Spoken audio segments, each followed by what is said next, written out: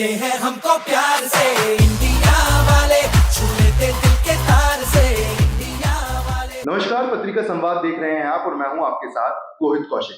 हुनर ऐसा कि दुनिया सलाम ठोके। डांस चैंपियनशिप में इंडिया का नाम रोशन किया है द एके लेजेंड्स ने।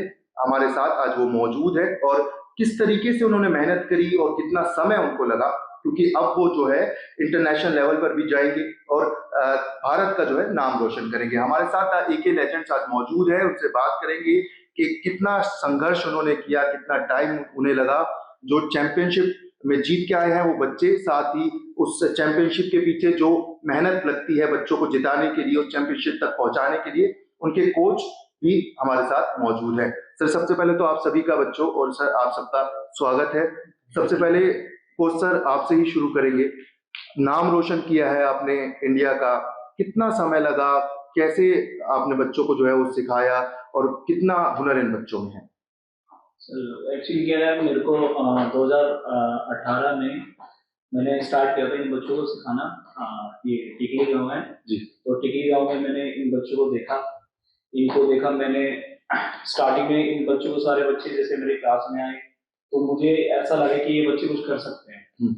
तो इन बच्चों को मैंने देखा कि भाई इन बच्चों की स्किल बहुत अच्छी थी, मेरे को पसंद आया। मैंने सोचा कि अगर इन बच्चों में मेहनत करता हूँ तो आगे नेशनल लेवल तक जा सकते हैं। तो ये पर सिर्फ मेरा माइंड था, मेरे दिमाग में थी सारी चीजें जो मेरे अंदर चल रही थी, लेकिन बच्चे को बिल्कुल भी नहीं था, पता नहीं था इनको जैसा भी है। फिर मैंने स्टार्ट किया, फिर मेरे को धीरे धीरे टाइम लगा बच्चों को सिखाना, भाई प्रैक्टिस करानी, सारी चीजें। हमारे पास मतलब ढंग से अकेडमी वगैरह भी कुछ ऐसा कुछ खास नहीं था। तो जैसे भी सारी चीजें, तो फिर हमने प्रैक्टिस करना मैंने स्टार्ट किया।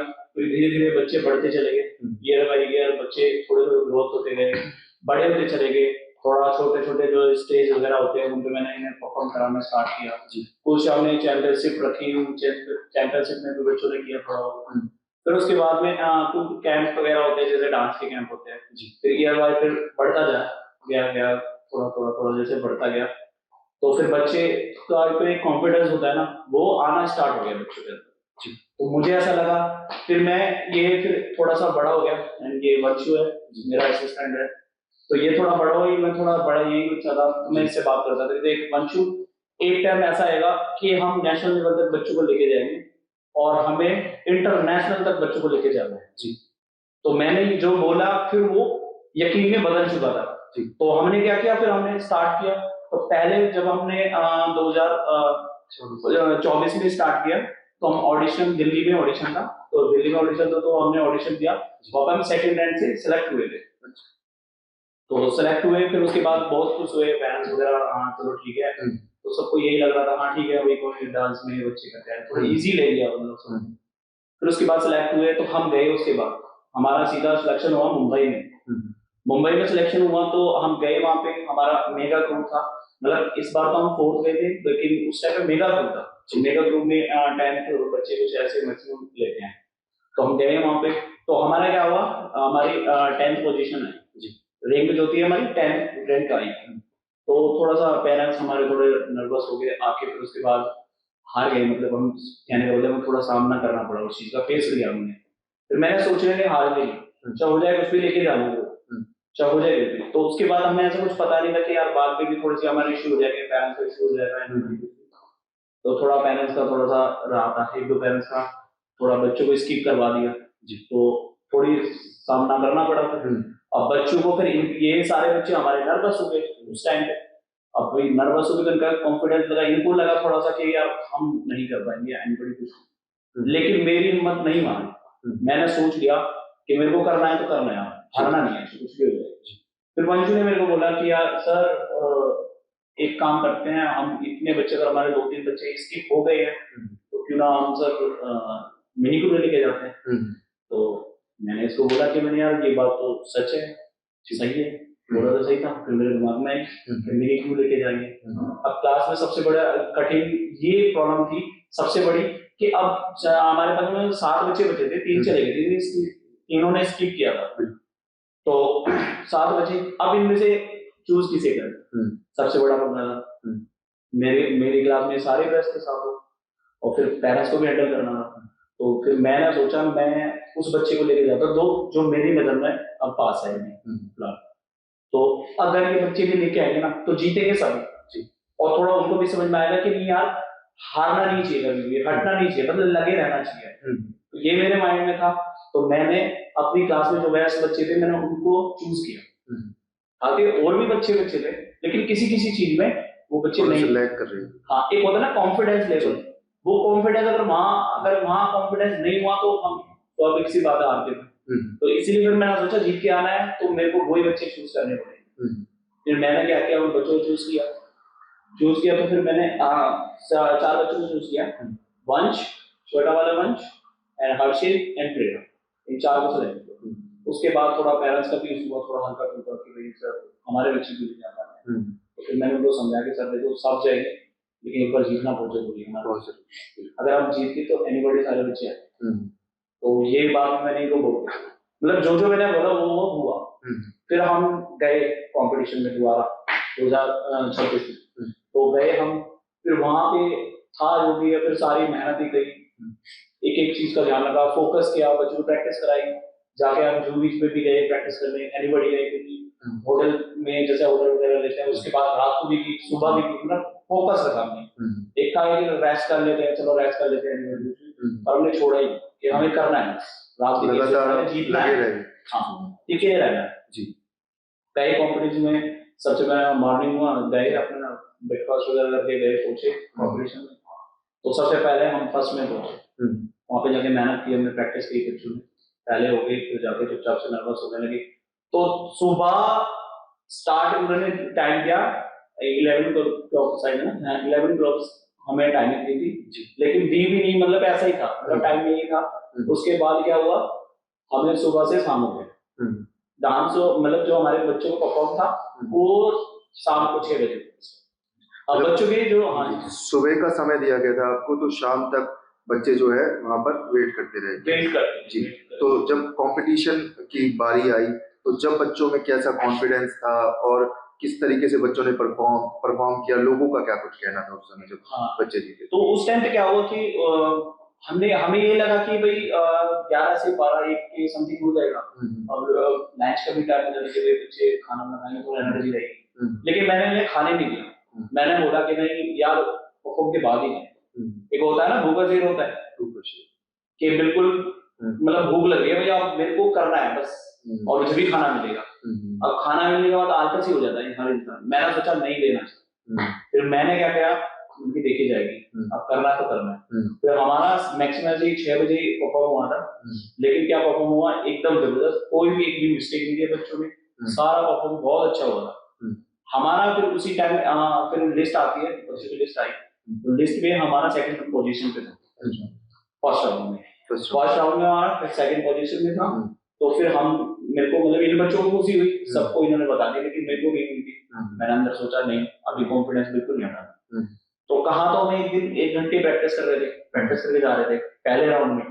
फिर हमने 3 बार प्रैक्टिस स्टार्ट की, मतलब उसकी डबल कर दी, मतलब मेहनत लगातार आप करते रहे। फिर मैंने सोचा नहीं ओवर कॉन्फिडेंस नहीं होना है, अब डबल और करनी है, अब ये जिम्मेदारी और बढ़ गई, अगर थोड़ी और मेहनत करके शायद फर्स्ट भी आ सकते हैं। तो फिर हमने क्या करा, फिर हम गए जूबीज पे गए, फिर वहां पे जाके हमने प्रैक्टिस किया 2-3 घंटे, फिर आए, थोड़ा बहुत लेट से कोई खाना वाना खाया, फिर उसके बाद फिर इवनिंग में फिर दोबारा प्रैक्टिस। सुबह फिर पहुंचे, फिर टाइम से फिर पहुंचे, सबसे पहले पहुंचे, वो हमारे लिए अच्छा था, बेस्ट था। मेरे को अंदर से फील आ रहा था कि ये हमारा सबसे बेस्ट है कि हम सबसे पहले पहुंचे, बड़ी अच्छी बात। सबसे पहले पहुंचे, फिर उसके बाद हमने फिर से प्रैक्टिस करी 2-3 घंटे, उसके बाद फिर से हमारा जो सेमीफाइनल हुआ, सेमीफाइनल फिर से हमारा वही 5 के करीब, ऐसे ही 5 बजे बज गए थे, 5 बज गए थे, 5-5:30 के बाद समय, ऐसे मुझे ध्यान नहीं टाइम, लेकिन था इतना टाइम था। तो उस टाइम फिर हुआ हमारा वो राउंड भी बहुत अच्छा, उससे भी बेस्ट हो गया, वो और क्लीन हो गया। उसमें क्या हुआ, फिर हमारी लिस्ट आती है, तो वही है 12 के समथिंग ऐसी कुछ लिस्ट आई हमारे बच्चों की। तो लिस्ट आई तो उसमें आया हमारा फिर फर्स्ट आया, फर्स्ट आया जी। उसके बाद फर्स्ट आया तो मैं फिर भी खुश नहीं हुआ कि यार अब मतलब वो भूख थी कि और बेस्ट करना है, मतलब आपने उसको बेस्ट उस समय तक नहीं समझा। हाँ बेस्ट नहीं समझा, क्योंकि फिर वो एक होता है ना ओवर थिंकिंग हो जाती है ना, जी जी जी। फिर तो वो लक्ष्य से मतलब दिमाग हटाने वाली बात होती है। फिर उसके बाद फिर मैंने क्या सोचा, मैंने कि नहीं अभी और प्रैक्टिस करना है बच्चों को, फिर और प्रैक्टिस कराया। फिर मैंने इनको एक बार भी स्टेज पे जाके पीछे जैसे टीचर्स कहते हैं कि बच्चे ये करना है वो करना है ये करना है वो करना है, मैंने ऐसा कुछ बात ही नहीं करी। पर लास्ट राउंड में मैंने इनसे बोला कि देखो सारी मेरी टीम से जितने भी बच्चों को मैंने हर्षित, वंशु, प्रेरणा, बड़े वंशु को यही बात बोली कि अब पहले था कि चलो ठीक है हाँ परफॉर्म कर रहे हैं, अब आ गई हरियाणा की बात। हरियाणा की बात है तो ऐसा है कि वहां जाके ना तो एंकर का ना वहाँ के लोगों को हरियाणा में कोई इंटरेस्ट ही नहीं था, मतलब इंटरेस्ट नहीं था। मतलब अब हरियाणा का नाम नॉर्मली ऐसे बोल रहे हैं, महाराष्ट्र वगैरह ऐसा कुछ नाम लेते तो बहुत अच्छे से मतलब लाउडली बोलते हैं, और हमारे लिए मतलब हरियाणा के नाम जब लेते हैं ना तो बहुत इजी था। थोड़ा मेरे को लग रहा था कि शायद उनकी गलती नहीं है, शायद हमारी हो सकती है, इसीलिए हरियाणा के बंदे जाते हैं तो शायद हिप हॉप के बारे में उन्होंने जानते नॉलेज। हरियाणा का अभी तक जोश उन्होंने देखा नहीं था, और वो जोश जो है आपने दिखा के उनके होश उड़ा दिए। हाँ यही चीज, तो उन्हें ऐसा लगा कि हाँ ठीक है हरियाणा से आ गया टीम, ठीक है हिप हॉप के बारे में भी क्या जानते हैं एनीबॉडी कुछ भी, उन्होंने थोड़ा ऐसा समझा। तो हमने भी सोच रखा था कि आप जीतना तो है ही, बाकी देखा जाएगा। जब इतना टाइम से हम फर्स्ट आए गए हैं तो अब लेके जाएंगे। उसके बाद फिर हमने सोच लिया, मैंने सोच लिया कि अब कराना है। उसके बाद फिर उन्होंने मेहनत की, फिर वही सेम टाइम पे हुआ, इवनिंग में स्टार्ट हुआ हमारा, मतलब इस बार हुआ 4 साढ़े 4 बजे के टाइम पे हुआ था स्टार्ट हुआ। फिर हमारी लिस्ट वगैरह तो नहीं आई, लेकिन लास्ट में फिर वही है, जब चैंपियनशिप खत्म होती है, अनाउंसमेंट जब होती है तो लास्ट में यही कोई 11-12 का टाइम था, तो 11 बजे हमें पता चला कि भाई हम जीते हैं, फर्स्ट आ गए जी।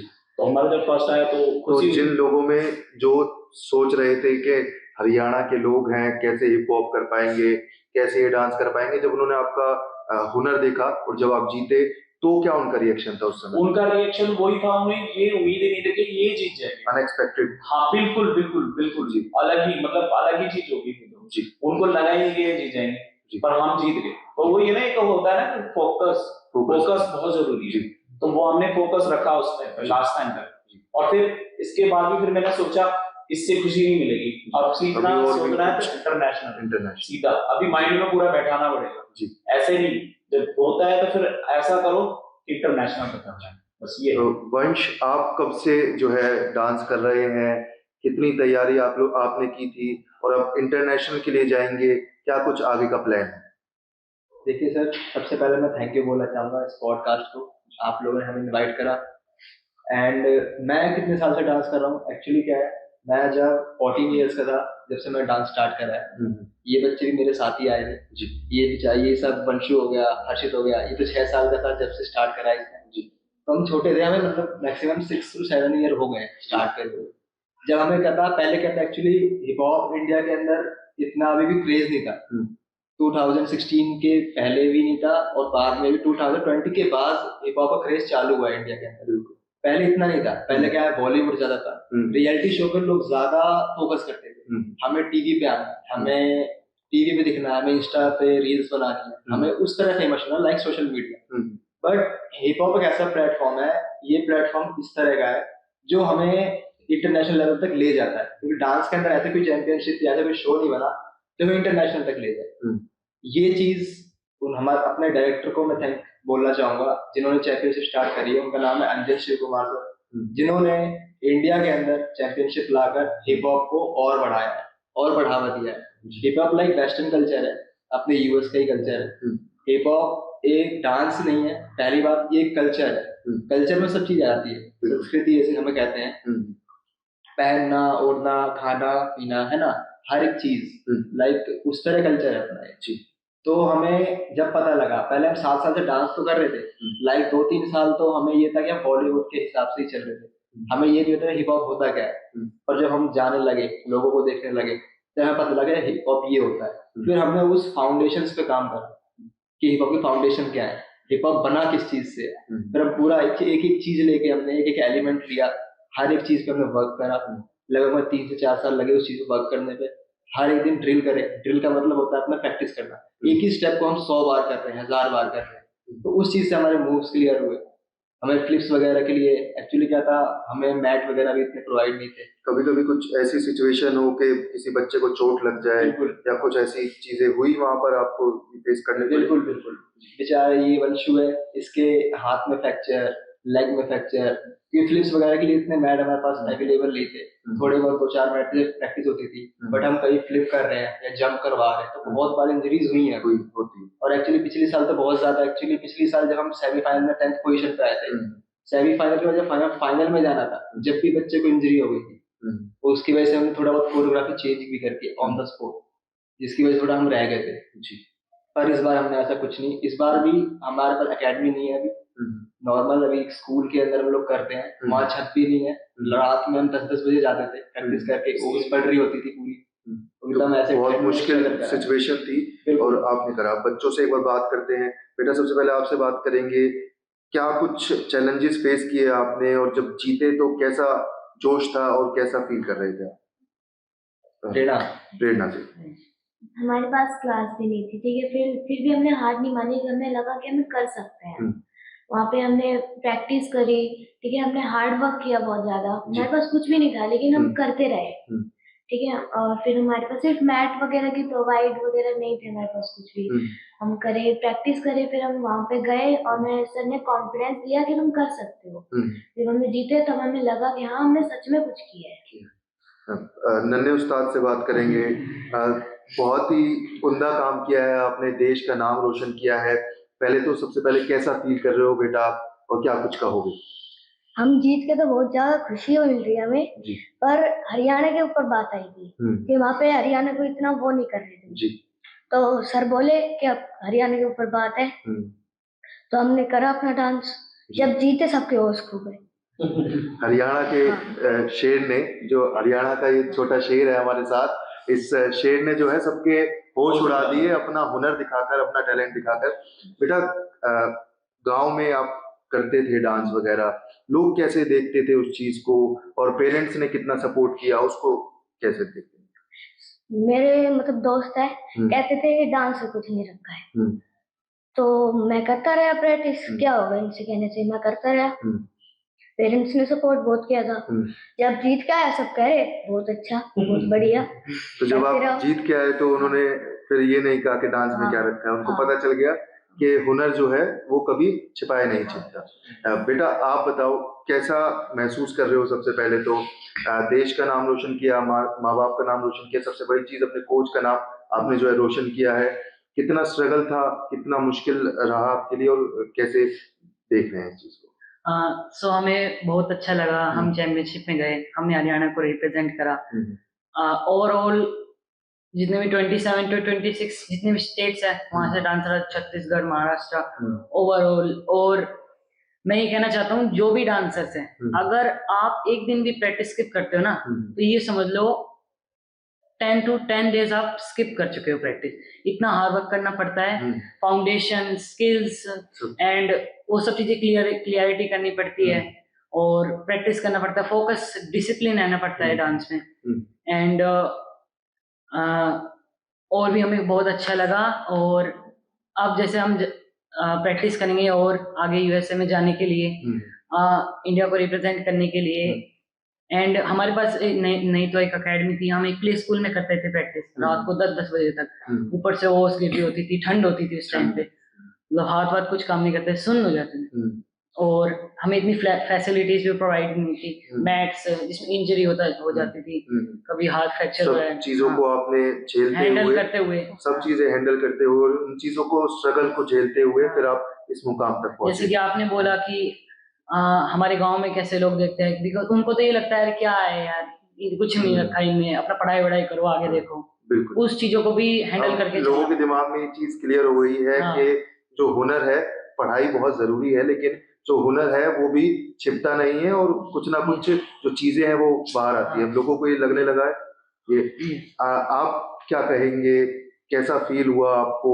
अब सबसे बड़ी चीज तो इंटरनेशनल भी जाएंगे, पेरेंट्स ने कैसे सपोर्ट किया और क्या कुछ स्ट्रगल आपने किया? हमारे पेरेंट्स ने हमें बहुत ज़्यादा सपोर्ट किया और हमें बहुत मज़ा भी आया वहाँ पे जाने में, और हमें एक्सपीरियंस भी मिला, और जिससे हमारी और ज़्यादा वो सपोर्ट मिलेगी हमारे मम्मी पापा से, तो हम और आगे तक जाएंगे। इंटरनेशनल पे जाके हम अपने इंडिया को रिप्रेजेंट करेंगे और फिर वहाँ पे आप जाके कब से जो है डांस कर रहे हैं और कैसे आपके दिमाग में है कि डांस ही करना है और डांस में ही जो आगे है करियर बनाना है और सब चीजें करनी है?